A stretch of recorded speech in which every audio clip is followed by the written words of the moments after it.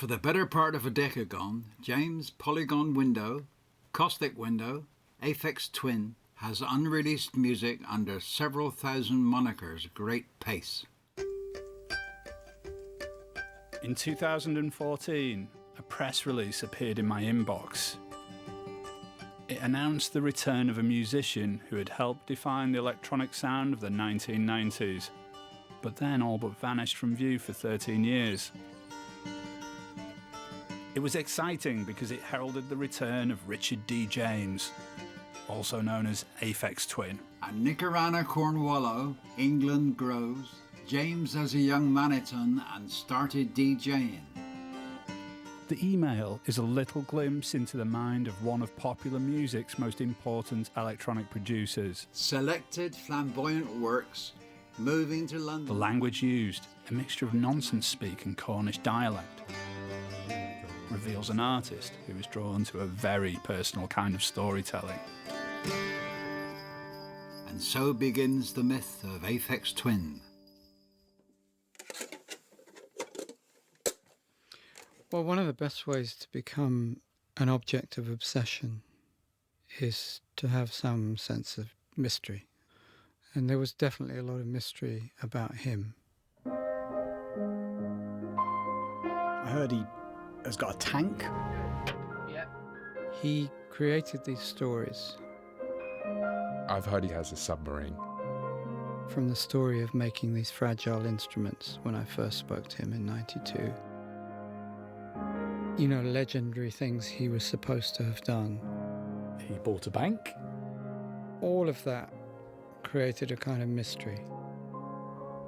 Very quickly it becomes difficult to distinguish the way you're perceiving the music to the way you think about him as a person. And if there's mystery there, it really, really appeals to a certain kind of fan. They begin to think that someone is speaking to them exclusively. It's a very powerful thing. I love Aphex. I love Aphex Twin. I love you, Richard. It's Aphex Twin, Richard D. James. Just how much really good music has he made that he's just not telling anyone about? Okay, so let's put this in.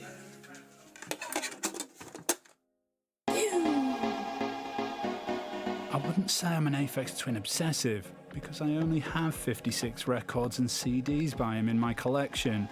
And I can understand why people are willing to pay thousands of pounds for the rarest of his records, travel halfway around the world to catch a glimpse of him playing a DJ set, and why a new Aphex Twin album is considered a music industry event.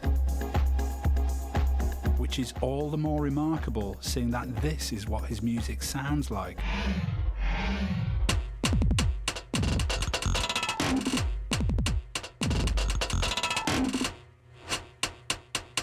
I've been a writer for 22 years and I've interviewed most of the living musicians that I really want to meet, but I've never managed to talk to Richard D. James. Once, someone I know, who was kind of mates with him, took pity on me, emailed him and said, "Look, this guy really likes your music and I think he kind of gets what you do. You should give him an interview." And apparently he just sent a smiley face back, by fax. The thing about Richard D. James is the closer we get to this industrious but shy musician, the more he slips away, treating our attention with a mixture of irritation, gleeful mischief, and willful elusiveness. I think I heard of Aphex Twin in the early 90s. I read about Analog Bubble Bath, the first record he released. And then I was either asked or suggested that I interview him in 1992. Oh yeah, do you think you can phone us back? I've got no change, so... Alright, I'll call you back now. Right. Okay. David Toop, the experimental musician, music writer and academic. At that time he was at Kingston Polytechnic. He was young, he was very polite and immediately interesting. I mean, that's the most important thing, just trying to do something that hasn't been done before. He was talking about the way he was making music. Just something fresh to listen to. Just circuits that he couldn't actually transport to a gig. You know, if I took it out at the moment, it'd just all bust up because it's pretty delicate. Then the second time was in 1994. That was when the myth of Aphex Twin really came into being. It was his suggestion to meet outside a supermarket in Angel, Islington. And I was very happy with that because, you know, I was pretty bored with the normal press office type interview. And he said, you know, we'll go and do some shopping and talk. And then he didn't show up. So I was standing there in the rain for half an hour. And I was irritated, yes, of course. I was irritated. Probably had a bruised ego. But then there was half of me also that really admired that. Why do everything by the book? In a way, it was the first sign of a new anonymity. He had an obtuse way of dealing with things which felt like somebody, you know, who was from somewhere like Cornwall and had grown up away from everything and done everything their own way. If you listen to one of his records, so there's some influence from breakbeat music and ambient music and Detroit techno. They're all sort of in there. He caught something of the idealism of that moment. Yeah, there was something new going on.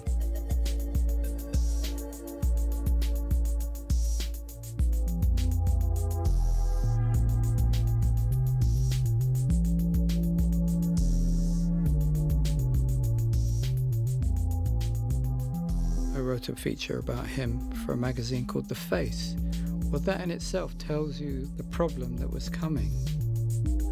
These people, what he called the bedroom bores, they couldn't even stand to work with a recording engineer, let alone glossy photographs made of themselves.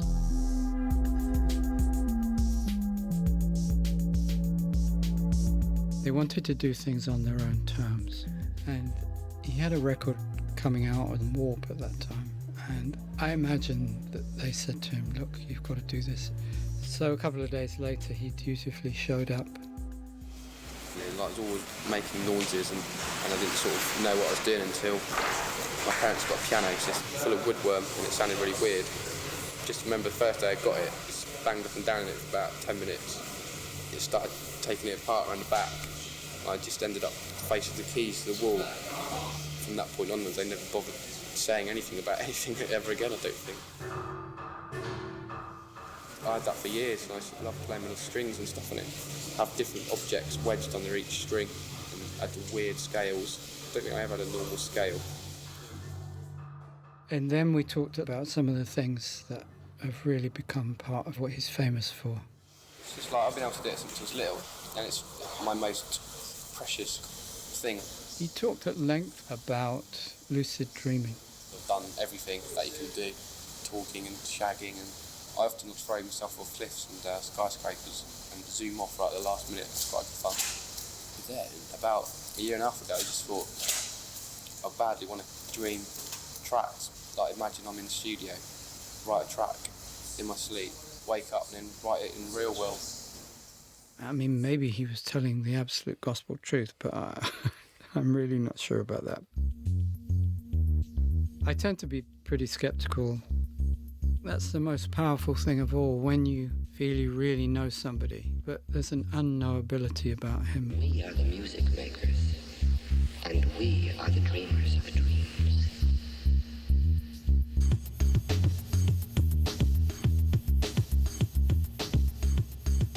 But would you go on top of the pops? No way. When I went on, it would be with a mask on, so... The more outrageous stories, like having the armoured car, which people always called a tank. Is the thing fire? Yeah, I've got about 4 rounds left. I need to buy some more ammo for it. I mean, what would you buy next? Submarine. The mythology that grew up around him was a distancing device. At the moment, I've worked really hard, like with promotion and press and stuff, and I don't know if I've got it in me to like do it again. It's probably the last time I'll try so hard to promote myself. Well, the story is, I'd been seeing a Cornish girl, and she'd known Richard from Cornwall. She says, "Oh, you should meet my friend. He makes that music you like." Aphex Twin's logo is one of the most instantly recognisable pieces of graphic design of the early 90s. This is balanced out by the fact that very few people can actually agree on what it is. A saw? A boomerang? Part of the Albanian alphabet? There seems to be multiple versions of what it might mean. None of them are true. Up until a few days ago, I would have sworn blind it was supposed to represent Richard hard at work over record decks. Until I met the man who designed it, that is. But it was just a letter A. An abstracted letter A. Paul Nicholson met Richard at Kingston University in West London. They shared a flat in Hackney, and Paul went on to be his official dancer with a stint that included his first live performance in the legendary Trezor Club in Berlin. I was that type that as soon as I walked through the door, I was on the dance floor, and I would be there until the lights went up. And at the time, Richard's music wasn't accessible from a dancing point of view. His live sets were about 180 BPM. You were dancing on the beat, not on the half beat. You were dancing like a maniac. Pretty much, yeah. So a lot of the time when Richard played, the dance floor would kind of stop and people would just look.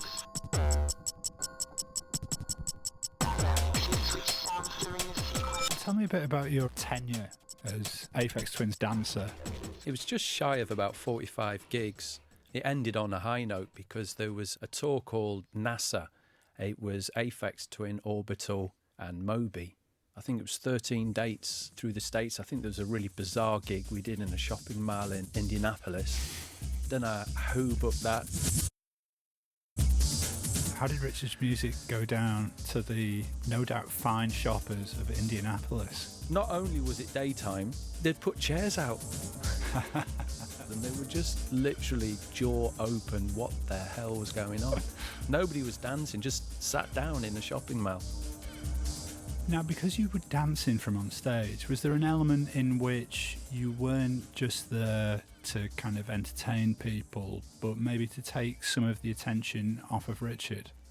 He didn't want himself to be the focal point, some bod behind a load of kit. So I think he wanted something that would elevate what he was doing.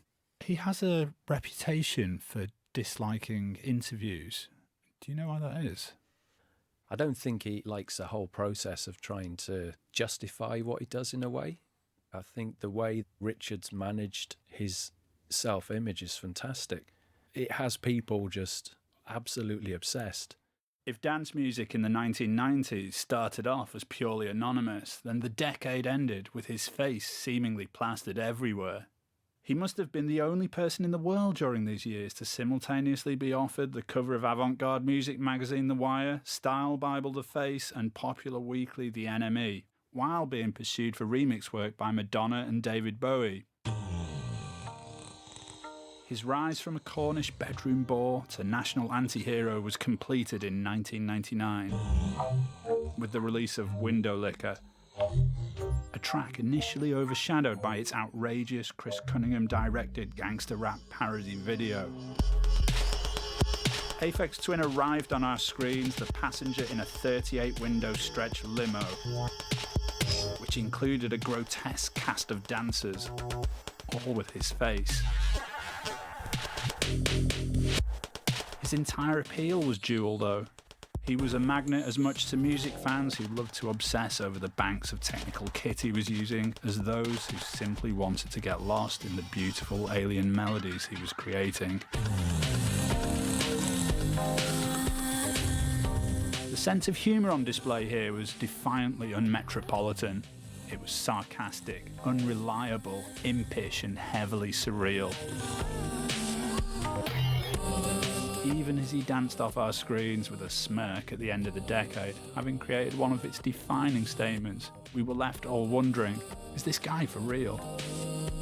That's smart, that's clever, that's interesting, that's provocative. The musician Tom Middleton met Richard James when he was a teenager in Cornwall. We bonded on an intellectual level. The jump-off point was humour, and we'd watch hours of the Reeves and Mortimer show. That appealed to him, it appealed to me, Reeves and Mortimer abstract humour is the starting point for where he went. You've got to have some mystery. Years and years ago, I was talking to Joe Strummer, and he said, "I've found the new punk rock. It's the future of music." Well, he said it was called Jungle. I'd been listening to Aphex Twin, and I said, "Well, have a listen to this." He said, "That's better." Comedian Vic Reeves. With music nowadays, there is no mystery because everyone, it seems, wants to be very popular very quickly. It's like that artistic mystery which he had is, I think, really important. I was a huge fan of Eno in the 70s. I think when Eno started to wane, he took over. You know, you have to create a character to hide behind. I know I have. Aphex Twin remains to this day, in terms of consistency, my favourite DJ. And in my head, it mirrors that old Cecil B. DeMille quote about making a film. Begin with an earthquake and work up to a climax. The first time I ever saw him DJing, the set was approaching the climax, and I made eye contact with some bloke dancing near me, and we were both laughing because of how crazy it was getting. But then, right in front of us, Richard D. James walked past, laughing his head off. I could tell the other bloke was really freaked out, and to be honest, I was freaked out as well. Like, if that was really him, he was actually on stage behind the decks. And to this day, I can't work out if it actually was him or not, or if Aphex Twin makes a point of hiring lookalikes to patrol the audience while he's DJing in order to freak ravers out. But the best thing about this story to me is that I'm still sat here 2 decades later or whatever, trying to work out if this actually happened or not. But inspiring this kind of madness when he DJs or plays live is Aphex Twin's bread and butter. Just ask Robin Rambo, an electronic musician who performs under the name of Scanner. I went to this event called Disobey at a place called The Garage in London, in Highbury and Islington. You went because you knew what you were going to hear was going to be quite extraordinary, and you never quite knew what to expect. I was nervous about getting caught recording at gigs, so I carved out the middle of a big history book, and I put my cassette recorder in the middle of it. Amongst those was this horrendous recording of Aphex Twin playing Sandpaper and Blender.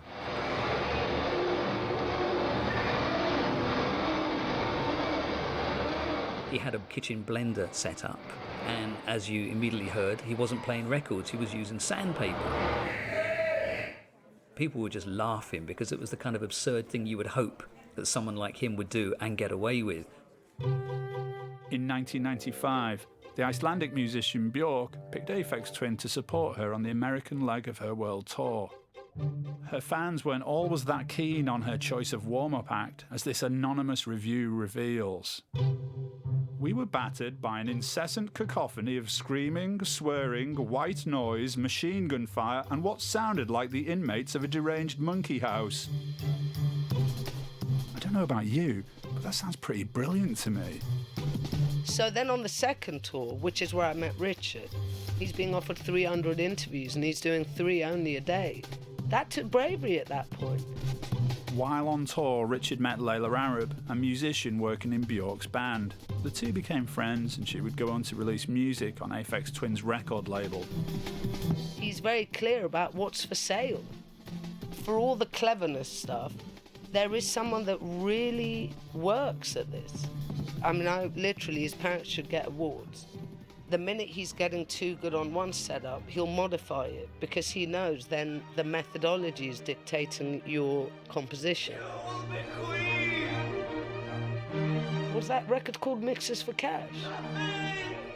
If you listen to his compilation album, 26 Mixes for Cash, which gathers together the best of his remix work from the 90s, you can hear that his method often involved completely re-recording the song, as if it was him who'd made the track in the first place.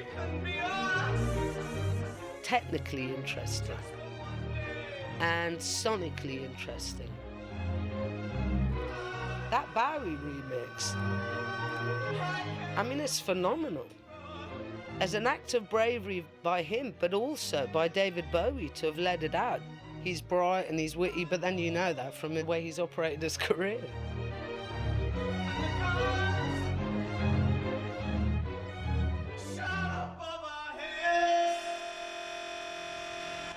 This is an important thing to remember. We wouldn't be sat here today discussing these odd stories about composing music while asleep and submarine ownership if his music wasn't so singular. He was smart enough to realise that people would be initially intrigued by these bizarre myths, but would then hang around for the breathtaking musical invention. A very early collaborator of his from the late 1980s, Tom Middleton, told us how Richard was an incredibly sophisticated, technologically advanced musician while still a teenager living in Cornwall. Open the doors to his bedroom, and the first thing I see is 2 giant speakers suspended from the ceiling.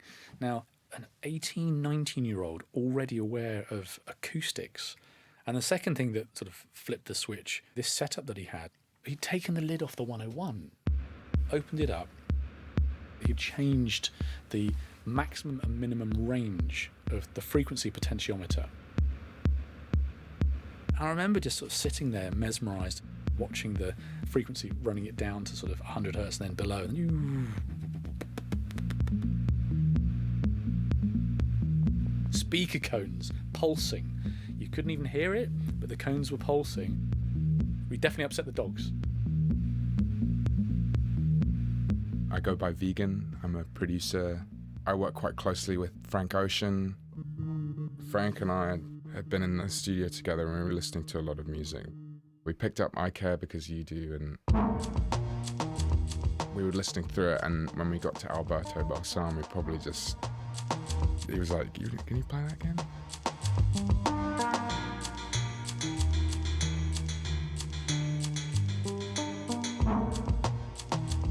Main thing that you can look at for his successes is just that most of his songs are totally instrumental. Some of them have his own voice in it, but there's no like lyrics. There's certain songs that resonate with different people. For me personally, I love all the melodic stuff. I think that's the most interesting iteration of him. Funnily enough, I was talking to a friend about this the other day on like Flim. I can't think of any other song where the drum fills are the hooks. Every time one of them comes in, I'm always singing along to it. His approach to melody is just something else. It's just that weird, atonal, but beautiful grey area where it shouldn't work, but it still does. In place of interviews, what Richard D. James has given his fans is a mythology and a strong visual presence. I love Aphex. I love Aphex Twin. I love you, Richard. So I only have one tattoo. That's an Aphex Twin tattoo. His logo is one of the strongest marks ever. Also because I have it tattooed on my arm. I think he's the most important electronic music producer of our time. For me, I have like a mark in my heart with his atmospheres. As I listen to his music almost every day.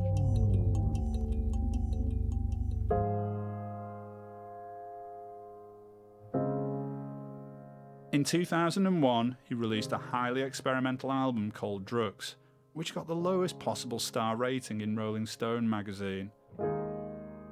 It was hated by some fans so much that the urban myth sprang up that Richard James himself had purposefully released a turkey of an album to get out of his record contract. Then suddenly, Aphex Twin disappeared from view, and it seemed as if his madcap career of innovation, mayhem and mischief had come to an end. There was talk he had retired, that he'd moved to the country, and that releasing music had become a chore. He wasn't so sure that the public even cared about him anymore. Then in 2014, as a lime green blimp was raised over London displaying the Aphex Twin logo, an Irish boy received an email from Richard's record label, Warp.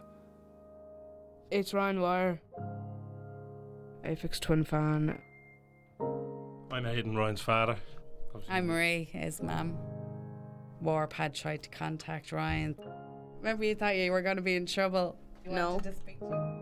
We're working on something, he said. Aphex Twin is planning to bring out a new EP, and we'd love Ryan to do a video for one of the tracks. So that's what happened. He had discovered the joys of Aphex Twin's music online. Ryan, who is autistic and visually impaired, set about making videos of himself and his friends dancing to the Aphex Twin's music in the street. We won't know when he's recording, so he records everything. As well as recording his own music from objects he found around the home. That was his daily thing, that's what he'd done. He'd mentioned Aphex Twin, we didn't know who Aphex Twin was. He's an Irish DJ, born in Limerick. It was the 23rd of November, 1968. The first album, Selected Ambient Works 85 to 92, came out on my birthday, 1994. We have come to expect bizarre marketing exercises from Aphex Twin, but this was his first official music video in 17 years. To hand the reins over to a 12-year-old was brave, unexpected and brilliant. Just really proud of him, and he's really unique. When I get older, I want to be a director and a musician. Secretly, he likes pop music, do you? No. I think you do. I don't. What? Do you like U2? Yeah, I like U2, but I don't like Bono. Of course, the period of absence wasn't a complete drought. He released a clutch of records under different guises. If I was going to fax him right now, I'd probably say something along these lines. While a lot of time has been spent talking about how groundbreaking your music has been over the years, perhaps less thought has been devoted to discussing how you're also a conduit to the pre-Christian culture of the Cornish past. And that's not just through the song names you've chosen, but also because you were a product of the Cornish myth-making tradition yourself, part of a proud heritage that includes mermaids, giants, piskies and pobl vín. James U. Droller. Richard D. James is a droll teller. Po Gwiador Myth. A Cornish myth weaver for the 21st century. Ragan Kenza Kansvradan Warnigans phase. So go on then, give us an interview.